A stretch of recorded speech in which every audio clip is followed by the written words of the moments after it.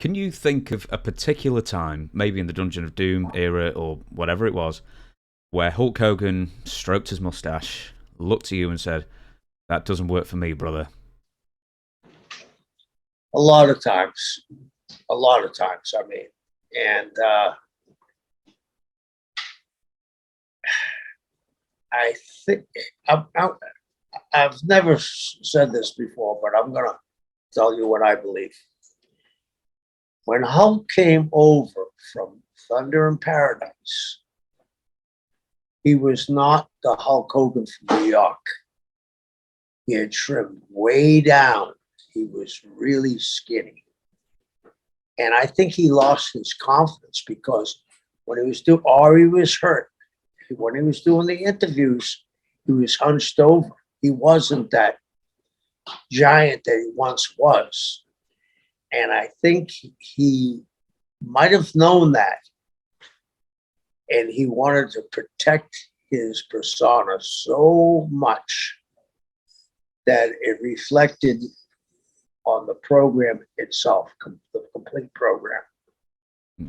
Does that make sense to you? Yeah, absolutely. When I was a kid, I started watching in the early '90s, and then I'd get tapes from a few years beforehand. And I remember the difference between WrestleMania 8 in '92 and when he returned at WrestleMania 9 in '93. That was the one in Las Vegas. And even me as a really young kid, I knew something had changed. And Hulk Hogan didn't have the aura that he did. And then when he goes to WCW, what, 50, 60, 70 pounds trimmer? That was for the movies, though, wasn't it? Did they tell him to drop weight? I think they did because, the only one that seems to get bigger and bigger every movie is The Rock. Yeah. And I think they might have told Hogan that. But the other thing was, I've been on a couple of movie sets, and I was on Baywatch with him a couple of times, and it's a grueling schedule. It wasn't that he got up when he wanted to and went to the gym and that kind of thing. And I'm going to tell you a story where I really noticed it. The famous or infamous finger poke of doom? Yeah, I do. That Kevin Nash has been taking shit for all these years. Mm-hmm. You do realize Kevin Nash was in the military, right? Yeah, he was an MP, wasn't he? Yeah, and you realize when you're in the military, you don't surrender or give up, and you take orders. Mm-hmm.